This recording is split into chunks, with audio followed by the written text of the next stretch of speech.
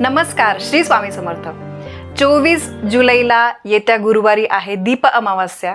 तर दीप अमावास्येला दिव्यांचं पूजन कसं करायचं, त्यानंतर दिव्यांची ही जी पूजा आहे ही दिव्यांची 2 कडव्यांची आरती म्हटल्याशिवाय पूर्ण होत नाही। तुम्ही खूप सुंदर पूजा करा, पण ही जर आरती तुम्ही म्हटली नाही 2 कडव्यांची आणि दिव्यांची नामावली, तर ही दिव्यांची पूजा पूर्ण होत नाही। येत्या 24 जुलैला गुरुवारी दीप अमावास्या आहे।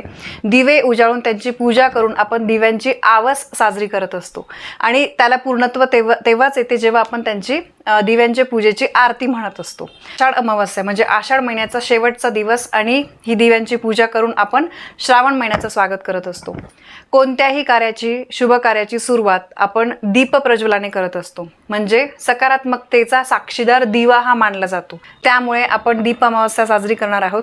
सगळ्यात महत्त्वाची गोष्ट म्हणजे खूप लोक याला गटारी अमावास्या असं नाव म्हणून ओळखतात, तर ते गटारी नाहीये, ते नाव आहे गताहारी।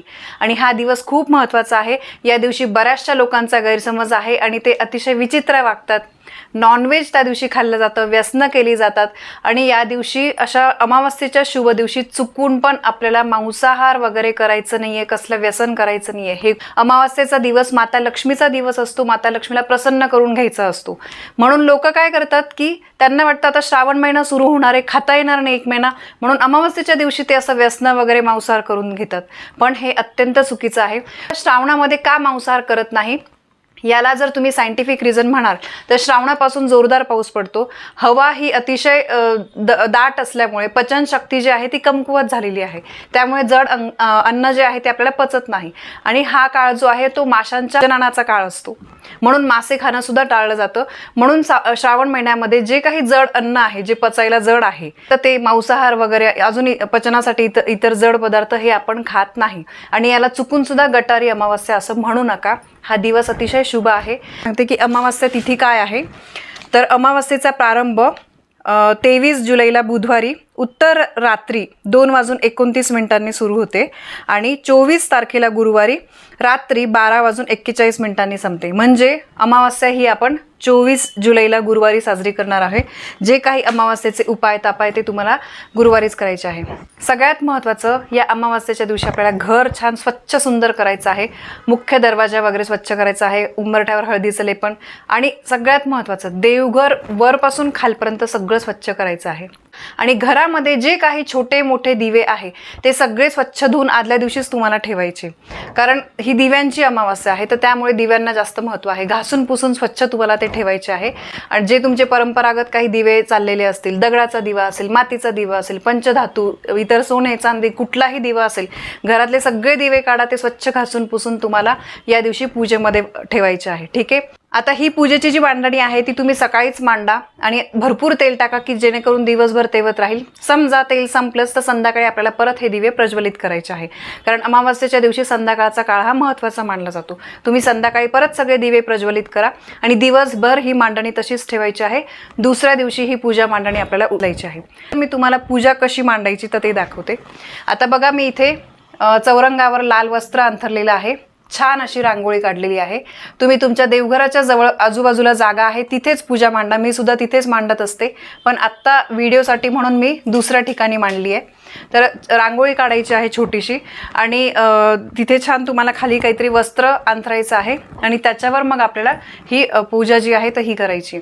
आता बघा, माझ्या घरातले जेवढे काही दिवे आहे, आता यामध्ये दगडाचा दिवा, कणकेचा दिवा हे पण आपण ठेवू शकतो। आता सगळ्यात पहिले बघा, हे दिवे घेतल्यानंतर आपल्याला पाटावर वस्त्र घ्यायचं आहे। प्रत्येक दिव्याच्या खाली आपल्याला तांदूळ टाकायचे। आता बघा, इथे मी बाकीचे दिवे उचलत नाही, त्यांच्या खाली मी तांदूळ ठेवले। इथे तांदूळ ठेवायचे आहे प्रत्येक दिव्याखाली, त्याला आपल्याला हळद कुंकू अक्षता त्या तांदळांवर अर्पण करायचे आहे। त्याच्यावर दिवा ठेवायचा आहे। तुम्ही फुलांच्या पाकळ्या सुद्धा टाकू शकतात। दिवा असाच ठेवू नका, दिव्याखाली काहीतरी आपल्याला आसन ठेवायचं आहे। ठिकाणी मी अगरबत्ती लावून घेतलेली आहे। या दिव्यांमध्ये ज्या वाती आहे त्या आपल्याला 2 वात करून 1 वात आपण जसं बनवतो, 2 लांब वाती घेऊन 1 वात बनवायची, जोडवात आपण ज्याला म्हणतो। तर ह्या जोडवातच असाव्या, कारण जीवा शिवाच्या एकरूपतेचे आणि अद्वैताचे हे प्रतीक म्हणून आपण जोडवात लावत असतो आणि जोडा सलामत राहावा म्हणून आपण जोडवात लावत असतो, अशी त्यामागची एक म्हणणं आहे, म्हणजे त्या त्यामागचं एक कारण आहे. आणि दोन सायंटिफिक रिझन तुम्ही म्हणाल तर 2 वातींमुळे केशाकर्षण म्हणजे कॅपिलरी ॲक्शन जी आहे ती योग्य प्रकारे होऊन ज्योतीचा म्हणजे तेलाचा अखंड पुरवठा होतो आणि तो दिवा जो आहे तो व्यवस्थित तेवत राहतो. हे तर आता तेल टाकून सगळ्या दिव्यांमध्ये मी तेल टाकले, प्रत्येकामध्ये 2-2 वाती घेतल्या. या दिव्यामध्ये मी तूप टाकलेलं आहे. ठीक आहे, तुम्ही तुपाचे पण दिवे लावू शकतात, कणकेचा सुद्धा तुम्ही दिवा लावू शकतात. आता याच्यामध्ये मी तेल टाकले. सगळ्या दिव्यांचं तोंड जे आहे ते शक्यतो पूर्वेकडे येईल असं ठेवा. पश्चिमेकडे आलं, उत्तरेकडे आलं तरी चालेल, पण जमल्यास पूर्वेकडे ठेवायचं आहे. दक्षिणेला या पूजेचे म्हणजे पूजेमध्ये जे दिवे आहेत त्यांचं तोंड येणार नाही याची काळजी घ्या. दक्षिणेला आपल्याला या दिवशी दिवा लावायचा आहे, तो वेगळा उपाय आहे, पण ह्या पूजेमधले जे दिवे आहे त्यांचं तोंड दक्षिणेला येणार नाही याची काळजी घ्यायची आहे. आता हे सगळे दिवे जे आहे ते मी प्रज्वलित करून घेते. मस्त असे सगळे दिवे मी प्रज्वलित करून घेतले. सगळ्या दिव्यांना आपल्याला हळद कुंकू अक्षता अर्पण करायचे आहे. प्रत्येक दिव्याची सेपरेट छान पूजा करा. प्रत्येक दिव्याला हळद कुंकू अक्षता व्यवस्थित अर्पण करा. यानंतर दिव्याला आपल्याला फूल अर्पण करायचे. प्रत्येक दिव्याला छान फूल अर्पण करा. आता फुलांसोबत या प्रत्येक दिव्याला आपल्याला आघाड्याचं एकतरी पान, हे आघाडा आहे याचं पान आणि दुर्वा या अर्पण करायच्या आहे. तर आघाडा मी अर्पण करते पहिले. आता दुर्वा अर्पण करू.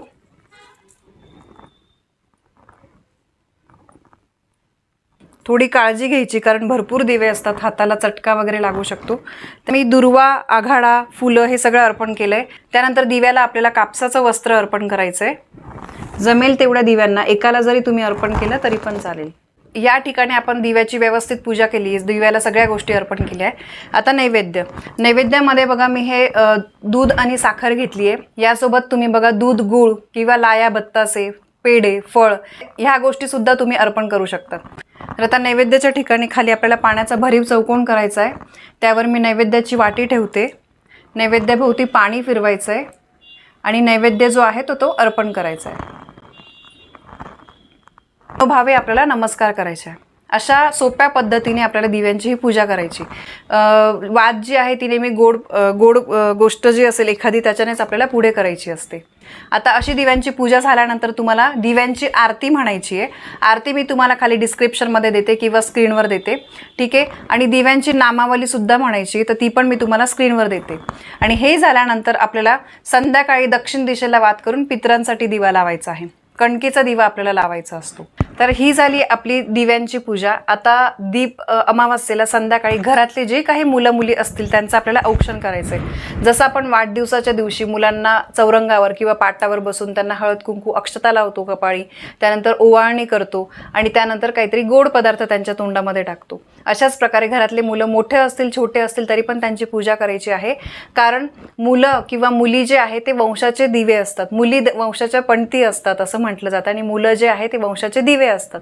म्हणून ते सुद्धा त्यांच्यामुळे आपल्या वंशाची वृद्धी होते. तर त्यामुळे आपल्याला या दिवशी आपल्या घरातल्या मुलामुलींची सुद्धा पूजा करायची आहे. सर्व दिवे पाहून अतिशय प्रसन्न वाटतं. या सगळ्या गोष्टी करताना आपल्याकडून काही चूक झाली असेल तर देवाला पूजा झाल्यानंतर फक्त हात जोडून मनापासून प्रार्थना करायची आहे की हे देवा, माझ्या यथाशक्तीने मी ही साध्या भोळ्या मनाने मी ही पूजा केलेली आहे. यामध्ये जर काही माझ्याकडून चूक झाली असेल तर मला क्षमा असावी. अशी एक क्षमा प्रार्थना आपल्याला प्रत्येक पूजेमध्ये मागायची असते. आणि या पूजेची उत्तर पूजा म्हणजे सांगता ही दुसऱ्या दिवशी करायची आहे. सगळे फुलं वगैरे निर्माल्यामध्ये टाकायचे आहे. जो काही नैवेद्य आहे आपण अर्पण केलेला तो आपण प्रसाद म्हणून खाऊ शकतो. आणि दिवे जे आहे ते व्यवस्थित परत स्वच्छ करून जागी ठेवून द्यायचे. अगदी सोप्या पद्धतीने आपल्याला ही दीपपूजा जी आहे, दीपपूजन करायचं आहे, दिव्यांची आवाज करायची आहे. आणि ही पूजा केल्यामुळे आपल्या घरामध्ये सुख, आनंद, समृद्धी भरभरून येत असतं. वाईट गोष्टी, नकारात्मकता जी आहे आपल्या आयुष्यातला अंधार निघून जातो. तर ही पूजा तुम्हाला आवडली असेल तर व्हिडिओला लाईक करा, शेअर करा. आपल्या चॅनलवर नवीन असाल तर सबस्क्राईब नक्की करा. धन्यवाद. श्री स्वामी समर्थ.